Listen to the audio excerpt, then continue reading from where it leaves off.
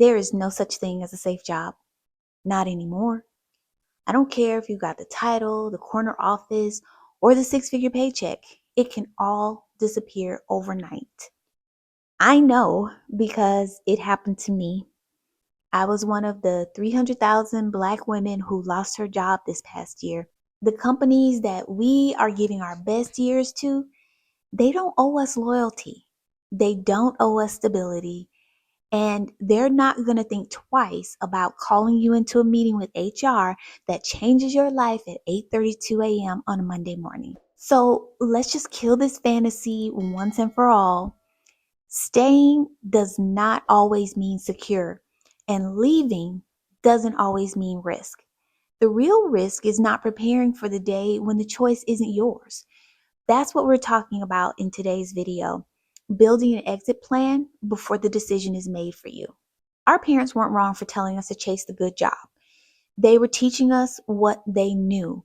They had watched people that they knew work 30, 40 years, retire with pensions, and then get that gold watch at the end.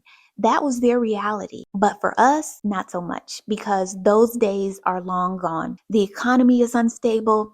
AI is disrupting industries every single day. Corporations are restructuring faster than you can update your LinkedIn profile. I mean, the truth is this: when you work for somebody else, you're always at the mercy of their decisions, their leadership changes, their budget shifts, their priorities get shuffled, and you're just a line item. So, no, the job is not your safety net. You are your safety net, and that starts with ownership. Before we move on, though, I want to talk about a very important piece of this transition puzzle, the one that makes so many women freeze up. And that's this little thing called identity. We tend to tie our worth to our roles. I'm a director, I'm a VP, I'm a professor. And we start to believe that stepping away from the title means stepping away from who we are. Ooh, sis, when will you start to learn that your job is not your identity? When I lost mine, I realized something really important. I had already started laying the groundwork. Don't get me wrong, it never feels good for someone to tell you that your services are no longer needed. But fortunately for me, I had already been building the Second Act Summit. I had already been teaching online. I had already been carving out a space that had my name on it, not a company's. And I think that's one of the big reasons that the loss of my job did not break me, because my identity wasn't just wrapped up in a title. And this is where the mindset shift comes in. In my book, Monetizing Midlife, I talk about identity before income. You don't get what you wish for. You get what you believe you're worthy of receiving, which means those thoughts that you've been carrying: I missed my window, I'm too old, who would pay me for this? You need to throw that out the window, because they're all lies that you've inherited, lies that will keep you stuck. But the beautiful thing is, you can rewrite the script, but you've got to decide that that's what you want to do. For context, here's the old script. This is how it sounds. There's already too many people doing what I want to do. The economy is too shaky. I don't have the time, the energy, or the tech skills. Now here's the new script. The market isn't saturated. It's just waiting for my new spin on it. Uncertain times create new opportunities. I don't need to know it all. I just need to get started. Reframing. It's mindset.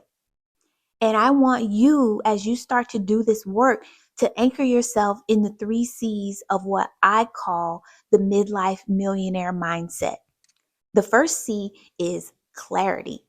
Know what you want and why, not just something random and general like, I want more money. No, be specific and say to yourself, I want $5,000 or more per month so I can take care of my parents, retire early, or travel without guilt.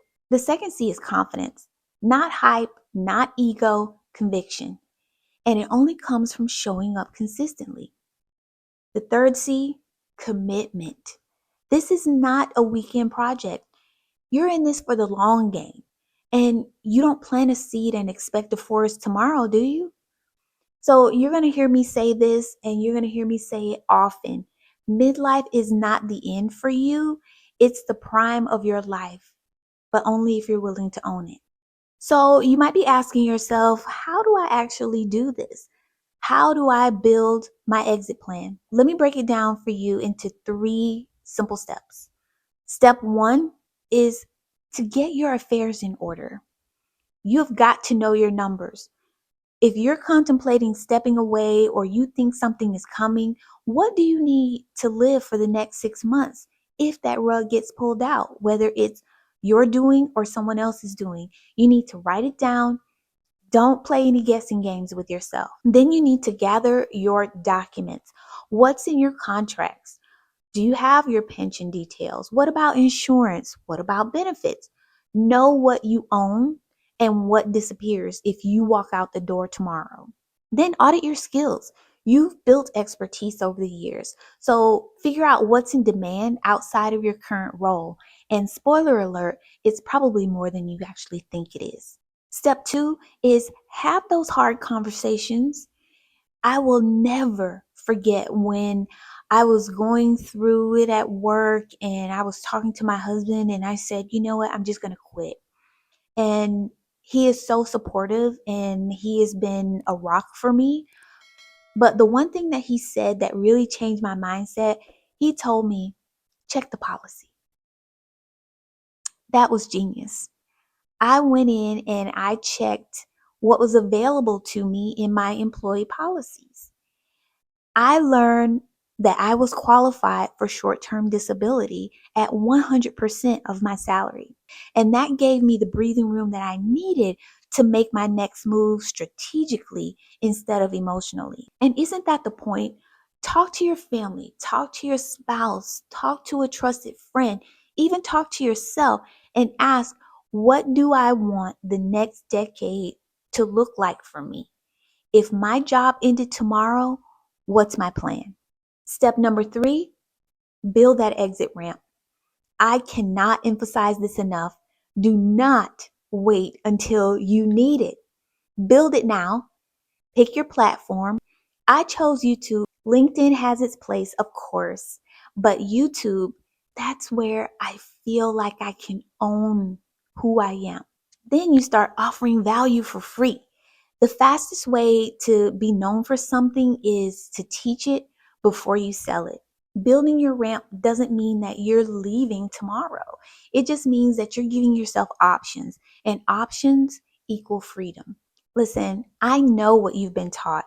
Put everyone else first, be the dependable one, don't rock the boat. But the truth of the matter is, putting yourself first is not selfish, it's strategy. You can't live the life that you want while waiting for someone else to hand you permission. And if you don't build your plan, the decision will eventually be made for you. Now, that's not fear. I'm not trying to make you scared. That's just reality. So, I want you to own your next move quietly, deliberately, on your own terms. Don't just listen to this and go back to business as usual. Take one step today. If you're serious about building your plan, book a Your Next Move session with me. In that one-on-one, I'll help you map out exactly what your ramp should look like using the skills and experiences that you already have. So you're not building from ground zero, you're building from what you already know. And if you're ready to surround yourself with women who are doing the exact same thing, join me in More Life and Midlife. That's where I pour in the strategies, the tools, and the community support so you don't have to figure it out all by yourself. Because whether you believe it or not, a shift is coming. It may not be today, it may not be tomorrow, but you can guarantee this: it is coming. It always does. The only question is, will you be ready? If any of this resonated with you, I'd love for you to like, share, and hit that subscribe button. As always, thanks so much for watching, and I'll see you in the next video.